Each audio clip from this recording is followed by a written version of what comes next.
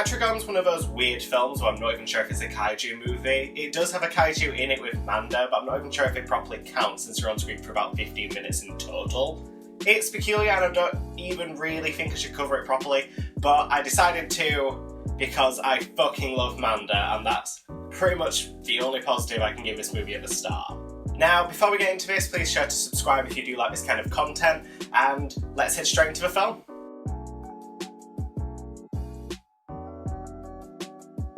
So, first of all, the movie is very fast-paced, sometimes too fast. The intro especially goes about 1,000 miles per hour, and throughout most of the film you don't really fully understand what's happening until you watch it a second time, especially when not much is explained very well and a lot of the dialogue is way too expositional that you have to listen to every single word. The plot itself is really weird. There's a taxi that flies into the ocean for some reason, there's some people in weird fish suits and all that kind of shit, and it basically revolves a lot around a bunch of detectives and journalists, because it's quite common by this point, trying to find out what the hell's happened with this and accidentally stumbling on an entire new civilization. A big part of the plot revolves around a missing captain who's one of the search party's fathers. It's very rushed at times. You don't really know what's happening. One moment they're just talking, the next minute they're underwater in a civilization, the next minute they're on an island. It's very fast, and I'll be honest, the plot isn't very good, but I will state that the plot's themes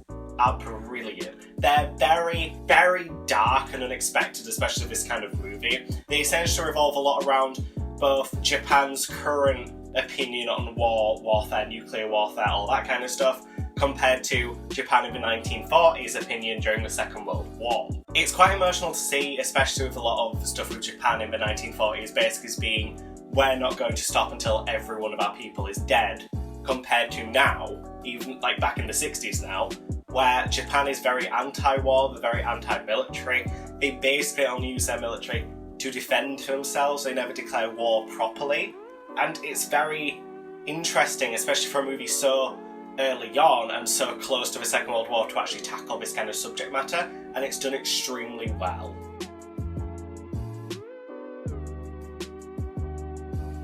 When it comes to the cast and characters, it's quite a mixed bag. I will state that the acting, on average, is extremely well done, and I do love it, but the characters themselves are boring. Once again, you have the main protagonist stereotype, you have the companion stereotype, you have the love interest stereotype, the old scientist man who spouts out exposition, you have a detective character because that's started to become common now. It's very tired, I will state, it's very boring.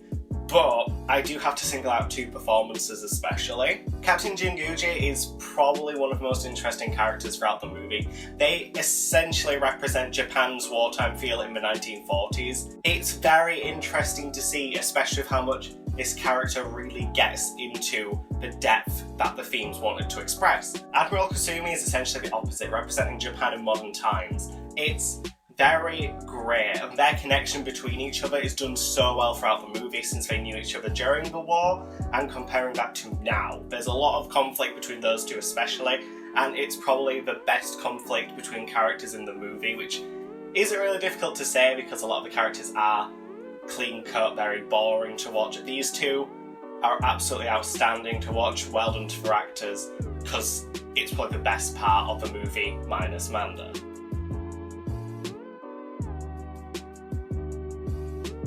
Ishiro Honda returns to direct this movie because by this point he's directing all the films in a row, but it's really good direction and I do love it. There's some amazing shots in this movie, there's some amazing styles in this film, the themes especially, like I said earlier, it's done great and he represents them so well. The only real issue is, apart from the Gatengo actually rising from the lake, that's kind of the only big bombastic shot in this movie. The rest of them are good, I'm not going to say bad at all, but they are by this point kind of standard for what we expect from Ishiro Honda.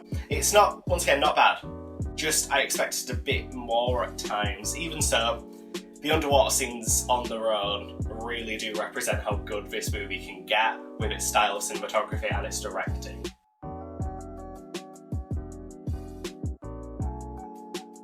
The locations in this film are absolutely outstanding 90% of the time.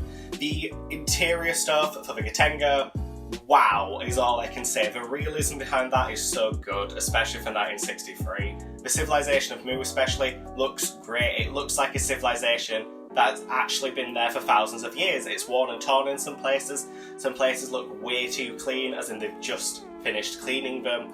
It's really well done. The only real issue with the film is the prison cells. It genuinely looks like they just put cardboard with little paintings on the front of it on all the walls. It's very cheap looking, it looks so naff.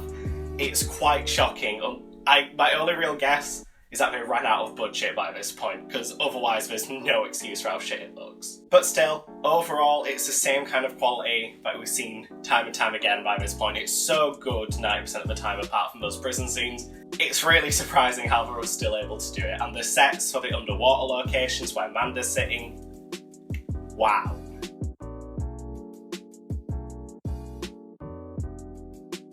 Firstly, when it comes to special effects, I have to mention the underwater scenes, as I said earlier. They're great, they're outstanding even to this day. It's quite surprising how well they're able to be done. But this film continues a very bad tradition that we've been having recently on the channel. Blue screen looks really bad. Like, I'm sorry, I know it looks really bad in King Kong vs Godzilla, and it does look better here, but it's still very naff, and it looks very artificial at times, especially for the beach scenes very early on in the movie, some moments with the Gatenga. It's very off-putting, not exactly like awful like King Kong vs Godzilla, but it looks cheap and fake, especially with the beach scenes, because they obviously filmed it some moments on a beach. I'm guessing it must have been reshoots, or they just lost the location or something, or it was the next day and it didn't look the same. But some of it is so blatantly obvious that there's like 4 actors stood in front of a blue screen pretending it's a beach. It's really bad. I'll be honest, the special effects aren't very good in this film. The only thing I can fully compliment properly is Manda, but obviously that goes down to the Kaiju more than the actual special effects, but it's not very good. It's not truly awful like King Kong vs Godzilla was at times, but it's just very average, very poor. It seems like this was the part that they missed out on the most when they were filming, which is a real shame.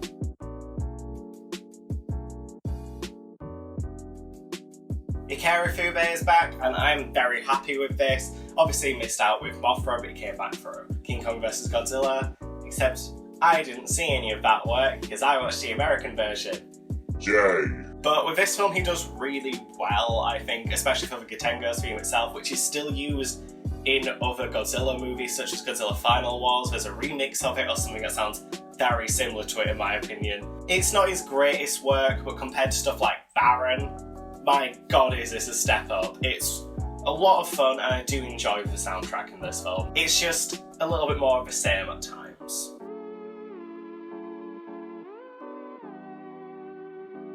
Despite being mentioned very early on in the film, Manda really isn't in this movie. She's in for around about 15 minutes at the very end, which is such a disappointment because Manda is awesome. She may not have many abilities or any of that kind of stuff, but the actual design of the creature is awesome. It's essentially just a giant sea snake with a dragon head. What's not to love here?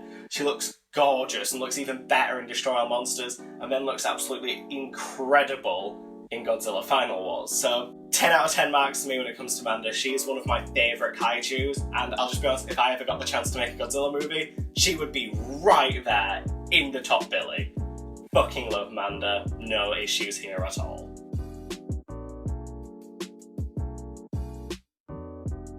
Now, as much as I love Manda as said earlier, she doesn't really do much in this movie, and I think that's reflected with the film's genre much more being sci-fi drama compared to a kaiju movie. But there is one fight scene in it which involves Manda, and it's so awesome, but it's only 10 seconds long. Like, it looks great, it looks like it's going to be this great big battle, but then they just freeze her. The actual fight isn't done very well. Luckily though, the director of Godzilla Final Wars understood this and basically put in the fight scene that should have been in this movie at the start of that film. And it is worth the wait, I will say. But for this film on its own, it's a very disappointing fight scene that had so much potential.